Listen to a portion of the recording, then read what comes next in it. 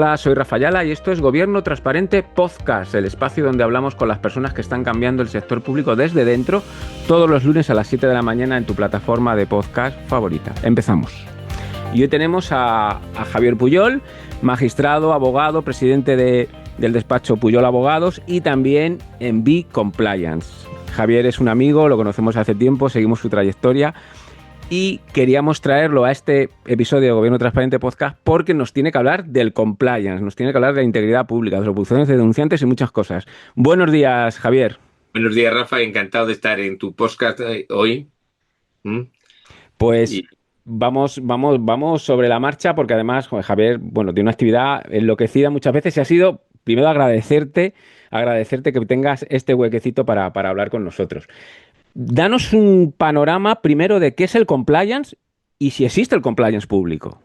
sí, vamos a ver. El compliance fundamentalmente es el conjunto de normas, de procedimientos, de políticas, de reglas, de valores que tienen que aplicarse en una persona jurídica, precisamente, fundamentalmente por esa traslación que el Estado hace de responsabilidad en favor de las mismas, de las empresas, en el sentido de que tienen que vigilar que sus comportamientos sean éticos y que sean siempre conformes a derecho. Fundamentalmente, el compliance nace para la persecución penal de conductas que pueden ser consideradas como ilícitas, pero el planteamiento básico es que esto tiene que ir mucho más allá. No solamente estamos hablando de responsabilidad penal, estamos hablando de responsabilidad administrativa, y yo aportaría dos valores más: una responsabilidad ética en el comportamiento, pero también una responsabilidad social en toda la actuación de las personas jurídicas. Por ejemplo, esto se ve muy claramente Sí. en los temas medioambientales, es decir, en el tema medioambiental o de recursos naturales, pues una explotación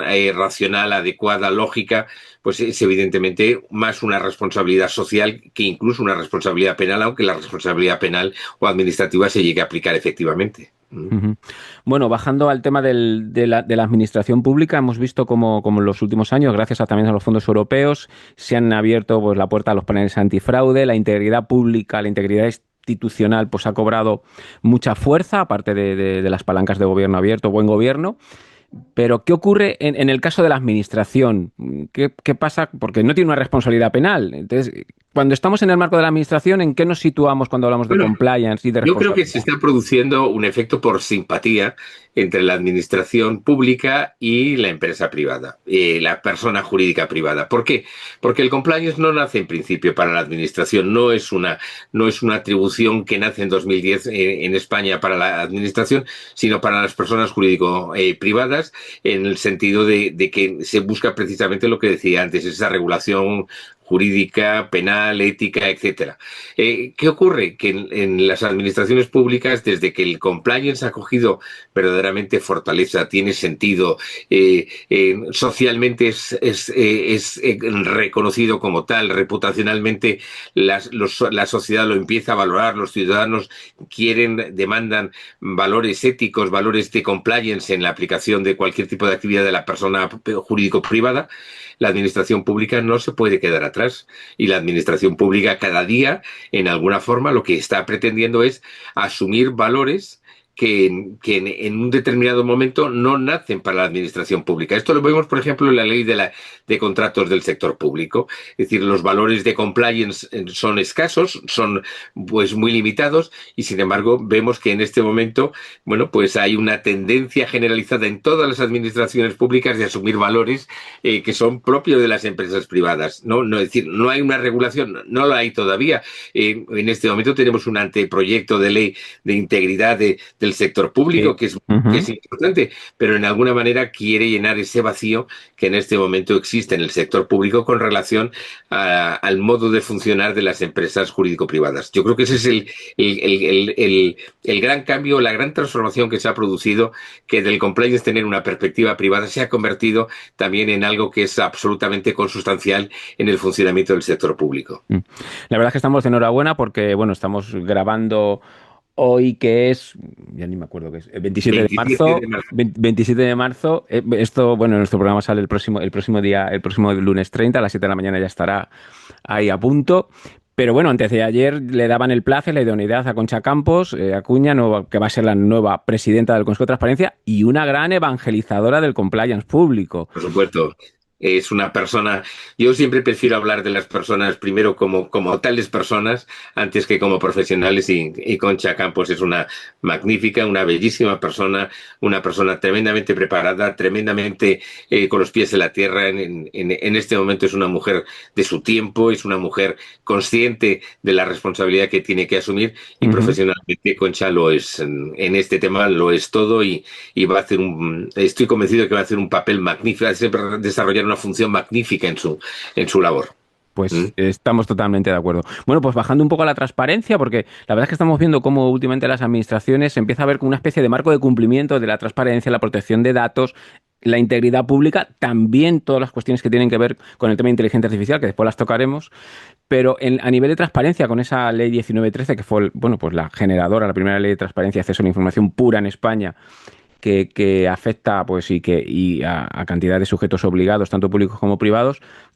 ¿Hasta qué punto un portal de transparencia o que el acceso a la información funcione bien en una administración es importante para que ser un pilar del buen gobierno efectivo? Pues yo creo que es básico, pero fíjate, yo, Rafa, lo llevaría en un primer momento, lo llevaría hacia un otro concepto que es la trazabilidad.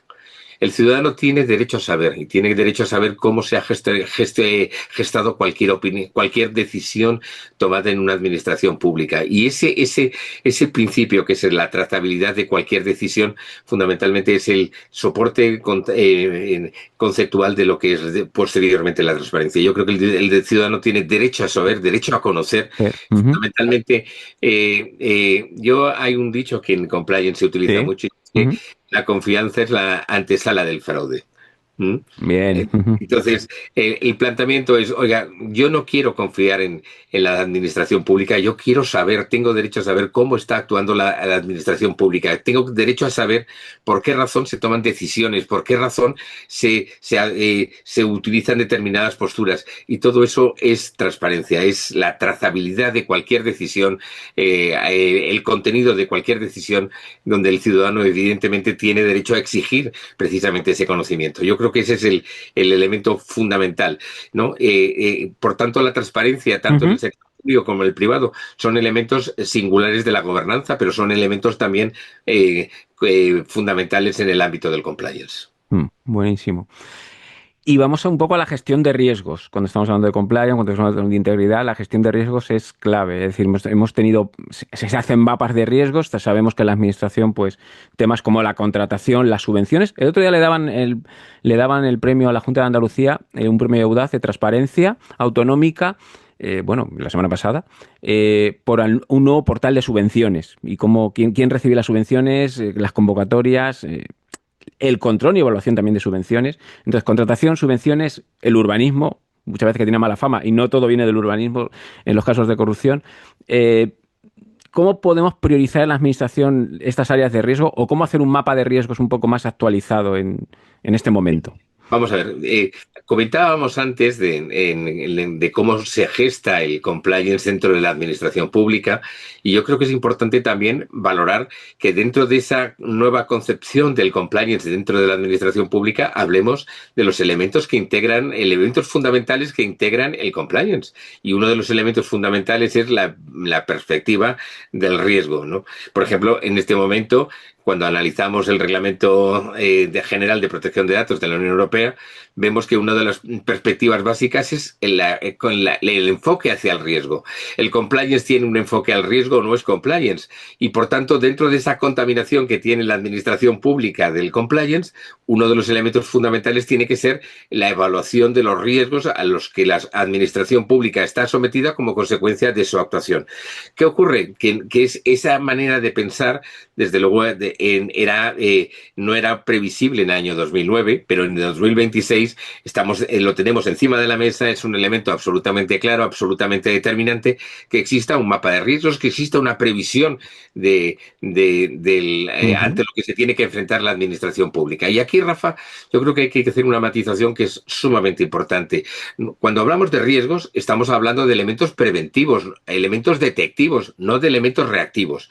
Y yo creo que ese es el cambio un cambio muy importante en la forma de pensar de la administración pública. Sí. En este momento, la administración pública no debe reaccionar ante hechos, tiene que prevenir hechos, tiene que detectar hechos que pueden ser representar conductas antijurídicas, que pueden generar perjuicio a los ciudadanos, que pueden suponer, pues en alguna manera, un lastre significativo para cualquier administración pública en su actuación.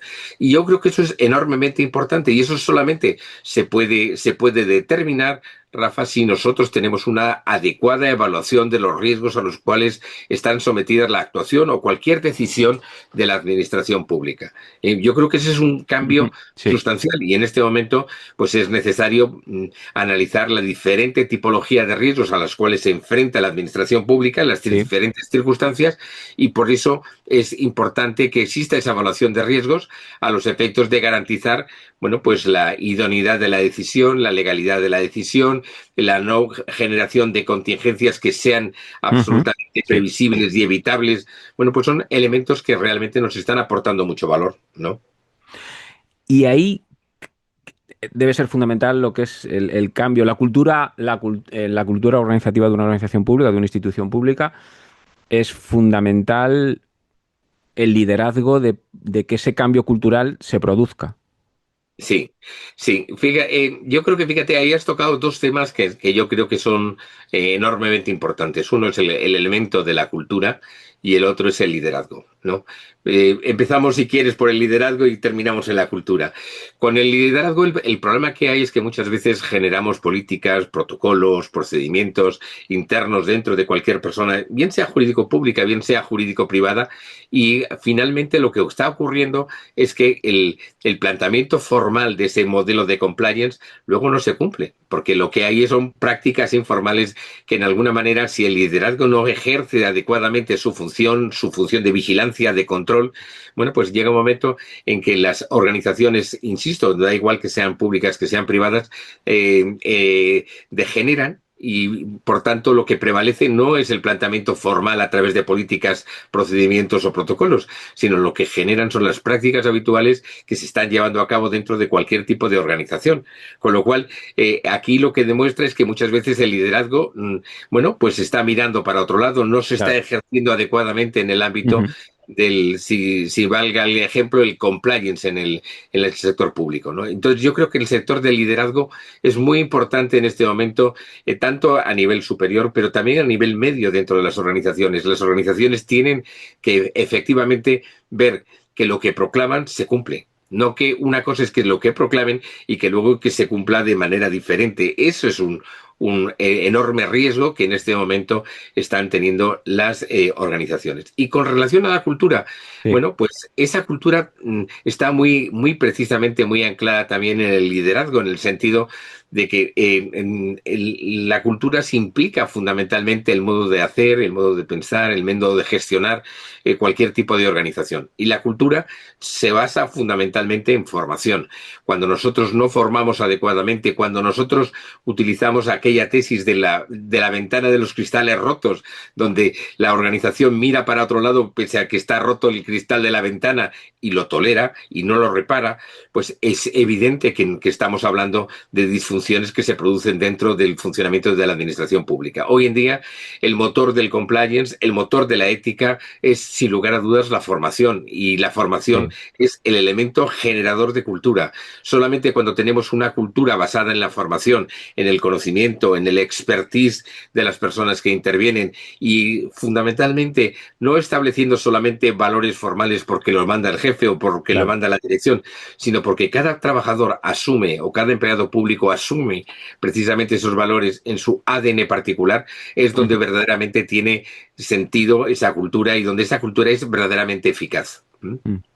Bueno, y fundamental lo que estás diciendo. Bueno, estamos con Javier Puyol, abogado, presidente de Puyol Abogados y además también en B-Compliance, que es donde nosotros lo conocimos el otro día. Bueno, lo conocimos hace tiempo, pero también lo que es la organización suya, porque parte de su equipo pues colaboró con Transparencia Internacional en uno de los cursos ahora hace un par de meses, enero, que la verdad es que estuvo muy bien con todo tu equipo de Elena y Eduardo Navarro. La verdad es que fantástico. Bajando al barro de la protección del informante, hemos visto en España últimamente muchos casos. Por fin la gente ha empezado a conocer que hay buzones de denuncia en diferentes organizaciones. Estamos hablando de la ley 223 de canales internos y también un poco de la figura de la IPI, ¿no? Como nueva autoridad independiente con el equipo de Villoria y Sáez al frente, que la verdad es que son fantásticos. Pero ¿cómo garantizamos, realmente la gente se puede fiar de que funcionan bien los buzones de denuncia y cómo ves un poco la perspectiva de lo que está Pues, pasando con Rafa, yo creo que cuestiones de fíjate, todo tipo? Ujú. has tocado un tema esencial dentro del compliance, tanto del sector público como del sector privado, ¿no? Fíjate que en 2010 estábamos preocupados con la responsabilidad penal exclusivamente. En 2015 nos obsesionamos con hacer políticas y implantar modelos. Y yo creo que en 2026 la obsesión fundamentalmente es que los canales de comunicaciones que popularmente son conocidos como canales de denuncia, funcionen. Yo en este tema creo que el canal de denuncias es la garantía de que el modelo de compliance va a funcionar efectivamente. Es decir, cuando resulta que cada uno puede hacer lo que le dé la gana dentro de una organización y no hay ninguna forma de vigilar, de supervisar ese cumplimiento, bueno, pues es evidente que el modelo de compliance no funciona y por tanto los valores éticos y los valores normativos internos de una organización, bueno, se convierten en papel mojado. Hoy en día yo creo que el canal de comunicaciones, bueno, pues es la pieza probablemente esencial del modelo de compliance al que le tenemos que prestar una mayor atención. En este tema, yo probablemente es por mis orígenes como magistrado, siempre insisto mucho en un elemento que son las garantías. Es decir, un canal de denuncias que no tenga garantías, que no tenga previsibilidad, que no tenga seguridad jurídica en su actuación, evidentemente nos vamos a encontrar con un déficit de funcionamiento enorme. Claro, y además esto tiene consecuencias para cualquier tipo de institución pública o institución privada. Pensemos, por ejemplo, que se lleva a cabo una investigación, que esa Sí, investigación se hace sin garantías, que claro. se hace, por ejemplo, utilizando pruebas ilícitamente obtenidas, Ujú. vulnerando directa o indirectamente en el tenor del artículo 11 de la Ley Orgánica del Poder Judicial, derechos fundamentales de las personas. Claro, las consecuencias después desde el punto de vista reputacional, las consecuencias desde el punto de vista económico, cuando imaginemos, por ejemplo, que en sede laboral o en sede penal, un juez en un momento determina que las pruebas que se han aportado pues para justificar cualquier tipo de decisión pues vulneran derechos fundamentales de las personas que se han visto afectadas. Pues que, lógicamente eso tiene unas consecuencias económicas y reputacionales enormes para cualquier tipo de institución. Entonces, yo creo que es muy importante que hablemos del canal como el paradigma actual, yo creo que más importante desde el mundo de compliance, pero que fundamentalmente profesionalicemos la actuación dentro del canal. No, yo creo que en este Sí. sentido la IP, tanto a través de los compliance officers, pero muy especialmente a través del responsable del sistema de información, lo Sí. que quieren es tener canales de denuncia que funcionen con plena seguridad jurídica, canales de denuncia que funcionen con una previsibilidad, responsables de la investigación que sean conscientes de la labor que están llevando a cabo y que, por Claro. tanto, respetemos los derechos tanto de los informantes como de los afectados, que respetemos los derechos de las terceras personas, por ejemplo, Sí. que comparecen en cada canal, en cada investigación, en un determinado momento, y Mm. que hagamos las cosas con sensatez. Y yo creo Claro. que Manuel Villoria en este tema, que es una Mm. persona con la cual he tenido el gusto de trabajar, yo creo que es una persona enormemente sensata y enormemente conocedora de la Sí. situación que estamos viviendo. Es verdad que estamos en un momento muy incipiente de la IPI, Mm. pero también yo creo que lo importante es que en este momento la estructura que se ha desplegado tanto a nivel estatal como autonómico, bueno, pues en alguna manera garantiza que cualquier persona que formule una denuncia va a tener una respuesta bien de la organización, bien Ujú. de las instituciones tutoras en esta materia adecuada, precisamente para garantizar que una denuncia, por ejemplo, por corrupción, va a tener el adecuado tratamiento en cualquier sede donde se formule. Ujú. Sí, es curioso porque algunas agencias han sido un poco diluidas en los últimos tiempos o suprimidas y también de vez en cuando nos encontramos noticias en la prensa que la agencia tal ha hecho esta investigación. Digo, joder, la habéis diluido como gobierno, pero después viene muy bien cuando realmente pues la ves operativa y efectiva. Vamos Fíjate, a Rafa, cambiar. te Sí, insisto en un tema que a mí me parece importante. Mira la labor que están realizando los medios de comunicación en este momento, haciéndose eco de las irregularidades que se cometen en cualquier persona jurídica, sea pública, sí, sea sí, privada, ¿no? Yo creo que es un cambio de la mentalidad que se está operando dentro de la sociedad con relación a la sensibilidad en estos temas. claro. Yo creo que es muy importante seguir en esa senda. Y ya te digo, yo creo que la AIPI está haciendo lo que tiene que hacer y las agencias autonómicas, pero también la concienciación social está obteniendo límites Sí. muy interesantes. Ujú. Cambiamos de tercio. ¿Qué hacemos con la inteligencia artificial y esta Bueno, ola o tsunami que se nos viene, que ya está aquí, que muchas veces no sabemos que estaba aquí y que viene estando pues aquí hace bastante tiempo? La la, relación inte- entre el compliance y la inteligencia artificial. bueno, la inteligencia artificial es obvio que ha venido para quedarse, ¿no? Y que de la inteligencia artificial somos responsables todos los que estamos utilizando la misma a través de las diferentes herramientas. ¿Por qué? Porque la inteligencia no nace arbitrariamente, nace como consecuencia de la formación, de la información que nosotros estamos dando, y a partir de ese momento le permitimos precisamente que exista un desarrollo muy importante en los conocimientos que la misma tenga. Hoy en día la inteligencia artificial y compliance son dos realidades que están absolutamente vinculadas y que yo creo que ya en alguna forma son completamente inseparables, ¿no?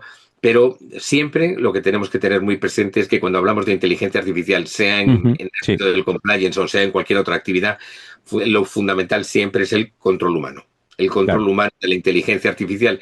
Por lo tanto, vemos que en este momento, bueno, pues la inteligencia artificial puede aportar muchísimos valores al compliance. Yo utilizaría un libro que leí sobre Big Data, Sí. donde se hablaba de donde en una manera pues la máquina podía llegar a sustituir a un juez, ¿no? Y esto hoy en día Ujú, es ya razonablemente probable en muchas materias. Pues por ejemplo, imaginemos que estamos hablando de que de la admisión de pruebas, pues probablemente hoy en un día una máquina de inteligencia artificial es capaz precisamente de asumir toda la doctrina existente al respecto hasta la última sentencia, claro. el rincón más recóndito de este país. Ujú, Pero siempre lo importante es que en toda la actuación de la inteligencia artificial y desde luego en el compliance, siempre el factor humano sea absolutamente determinante. ujú, En ese sentido, pues por ejemplo, vemos que hay muchas cuestiones donde la inteligencia artificial puede apoyar a la función del compliance officer. sí. Vemos que las investigaciones internas, incluso esa investigación, bueno, pues se puede ver reforzada con el uso de inteligencia artificial. Sí. Pero nunca sustituyamos al ser humano por una máquina al 100%. Tiene que haber una supervisión, una decisión final Ujú. del ser humano en la utilización de la inteligencia artificial y desde luego en el compliance seguro. Mm.